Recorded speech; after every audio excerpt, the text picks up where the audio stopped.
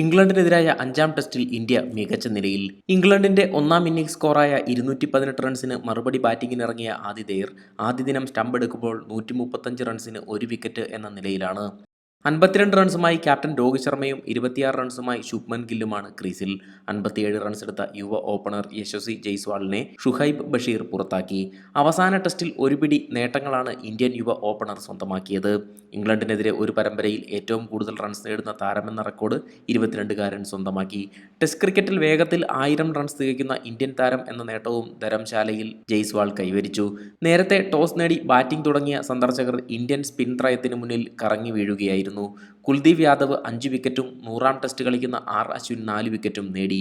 അവശേഷിക്കുന്ന വിക്കറ്റ് രവീന്ദ്ര ജഡേജയും കൈക്കലാക്കി. ഇംഗ്ലണ്ട് നിരയിൽ 79 റൺസ് നേടിയ സാക് ക്രൗളി മാത്രമാണ് അല്പമെങ്കിലും പിടിച്ചു നിന്നത്. ഇംഗ്ലണ്ടിന്റെ തുടക്കം മികച്ചതായിരുന്നുവെങ്കിലും മധ്യനിര ചീട്ടുകൊട്ടാരം പോലെ തകർന്നടിയുകയായിരുന്നു.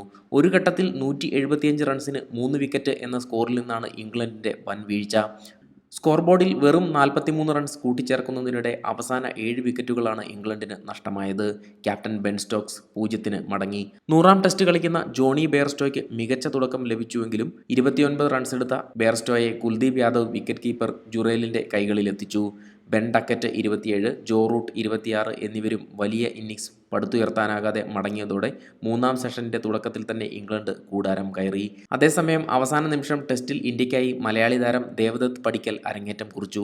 മത്സരത്തിൽ 5 വിക്കറ്റ് നേടിയ കുൽദീപ് യാദവ് അങ്ങനെ കരിയറിൽ 50 വിക്കറ്റുകളും പൂർത്തിയാക്കി. ഇന്ത്യക്ക് വേണ്ടി ഏറ്റവും കുറച്ച് പന്തുകളിൽ നിന്നും 50 വിക്കറ്റ് സ്വന്തമാക്കുന്ന താരമെന്ന റെക്കോർഡും കുൽദീപ് യാദവ് ഈ മത്സരത്തിലൂടെ സ്വന്തമാക്കി. ക്രിക്കറ്റ് ലോകത്തെ കൂടുതൽ വാർത്തകൾക്കും വിശേഷങ്ങൾക്കുമായി ഈ ചാനൽ സബ്സ്ക്രൈബ് ചെയ്യുക.